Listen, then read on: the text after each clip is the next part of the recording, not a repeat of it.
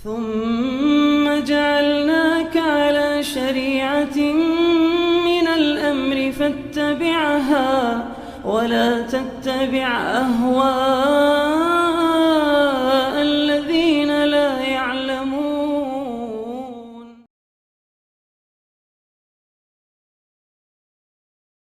Pembahasan siapakah yang berhak menjadi imam? Ada secara umum ada dua pendapat yang paling mengkerucut dua pendapat. Pendapat pertama adalah yang paling aqra, yang paling pandai dalam masalah baca Al-Qur'an, itu fasih, kemudian tahsinnya bagus, bacanya enak. Yang kedua adalah yang paling faqih, yang paling berilmu. Yang paling berilmu. Tentunya diharapkan seorang imam dia adalah yang pandai baca Quran dan dia juga seorang yang faqih.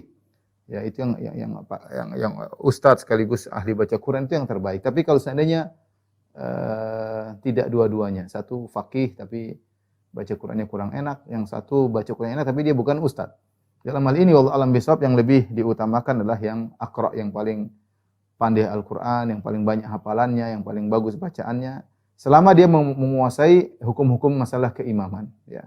Dia punya ilmu, bukan dia bodoh maksudnya, tapi dia pandai bacaannya bagus, kemudian hafalannya banyak, dia punya fikih lah tentang masalah salat secara global, ya. Meskipun dia bukan ustaz, itu yang lebih diutamakan, ya. Karena dalam hadis kata Nabi sallallahu alaihi wasallam, "Idza ijtama'a salasatun falyummahum ahaduhum." Jika berkumpul 3 orang, maka jadilah salah seorang dari mereka yang jadi imam. Wa ahaqquhum bil imama aqra'uhum, dan yang paling utama untuk menjadi imam adalah yang paling pandai baca Quran, yang paling pandai baca Al-Qur'an, ya. Yang paling pandai baca Al-Qur'an. Ada hadis yang lain, ya ummul qaum aqra'uhum li kitabillah. Yang menjadi imam adalah yang paling mahir dengan Al-Qur'an. Fa in kanu fil qira'ati sawa'an, kalau ternyata mereka sama-sama mahir dalam Al-Qur'an, fa a'lamuhum bisunnah, maka yang paling ngerti tentang sunnah Nabi.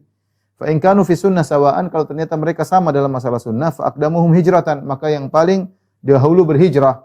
Ya, kalau gampangan kita sekarang yang paling sadar lebih dahulu siapa, ya, yang paling hijrahnya lebih dahulu. Kalau dahulu yang hijrah Mekah ke Madinah itu yang lebih utama. Fa in kanu fil hijrati sawa'an, kalau mereka dalam hijrah sama, fa aqdamuhum silman, maka yang pertama kali masuk Islam. Wala ya ummanna rajulu rajula fi sultanihi wala yaqulu fi baiti ala tarku ila bait. Intinya di sini Nabi mengajarkan bahwasanya masalah keimamahan, masalah jadi imam bukan sembarang orang. Bukan ikut hawa nafsu kita, ya. Ini yang paling tua jadi imam. Enggak. Ini orang kampung sini jadi imam. Enggak, kita kalau sudah ngurus masjid, harusnya kita ikut sunnah. Cari mana yang paling ahli dalam baca Quran untuk jadikan imam rawatib. Karena imam ini punya pengaruh dalam kekhusyuan salat, dalam pengaruh terhadap jamaah, ya. Kita berusaha mencari orang yang terbaik, ya. Kalau ada ustadz sekaligus suaranya bagus, enak untuk didengar, maka itu yang terbaik. Kalau tidak ada, maka karena ini berkaitan dengan keenakan bacaan untuk didengar, ya, demi kekhusyuan salat, maka yang terbaik adalah yang paling bagus bacaannya, ya. Ini pendapat yang paling kuat wallahu a'lam bishawab. Jadi yang paling bagus bacaannya, tajwidnya bagus, dan dia harus punya ilmu dasar tentang masalah salat, ya. Dia harus punya ilmu dasar tentang masalah salat. Karena kita sebagian orang, ya, jadi imam harus yang paling tua, bacanya sudah susah, enggak kedengaran, kadang-kadang repot seperti itu, ya.